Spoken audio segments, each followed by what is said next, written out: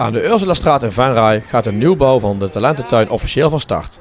Dinsdagochtend werd het bouwbord onthuld. Het zijn al plannen die al jaren in de lucht hingen. Er werd al meer dan 5 jaar over gesproken. Maar uiteindelijk kwam het zover dat toestemming gegeven werd, in principe door de gemeente.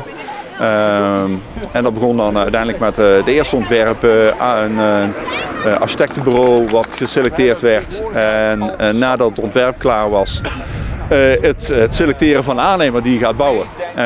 Dat hebben we vorig schooljaar gedaan. En ja, daarna zijn de voorbereidingen en komen er technische ontwerpen op tafel. Ja, vandaag de onthulling van het bouwbord, eigenlijk de officiële start van de bouw. Nou, iedereen mag het weten. En nu gaat het beginnen. En hoe lang gaat het ongeveer duren? Ja, ongeveer een jaar, daar moet je wel mee rekenen. Oplevering ergens rond juni 27. En waarna we zeg maar, tegen het einde van het schooljaar voor de zomervakantie gaan verhuizen. En ja, met een frisse start in een nieuw gebouw het schooljaar 27-28 ingaan. Ja, een frisse start, een nieuw gebouw. Ja, was het nodig deze verhuizing? Ja, het andere gebouw is echt outdated. Slecht geïsoleerd. Het was echt aan vervanging toe.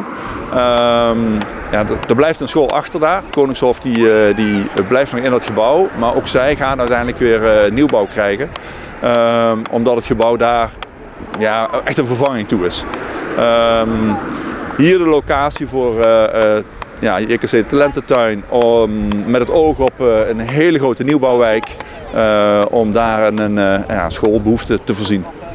Ja, dan zie je een mooi groen eromheen. Dus een groene school, duurzame school, klaar voor de toekomst. Ja, zeker weten. Er was heel veel gedaan om duurzaam materiaal te gebruiken en heel veel materiaal ook te hergebruiken. Het komt een ontzettend groen-blauw schoolplein komt er te liggen. Dat is wel datgene waar we op ingezet hebben. Ja, 9 piketpaaltjes zijn geslagen zojuist door de kinderen. Ja, als ik het enthousiasme bij de kids zie, dan kunnen ze ook niet wachten om te gaan verhuizen. Nee, dat kunnen ze inderdaad niet. Ja, de piketpaaltjes zijn al onze stamgroepen die vertegenwoordigd zijn. En een piketpaaltje voor het nest, onze opvang. Die samen met ons mee verhuist deze kant uit. En die wij zien als een partner die een verrijking is in het hele gebouw.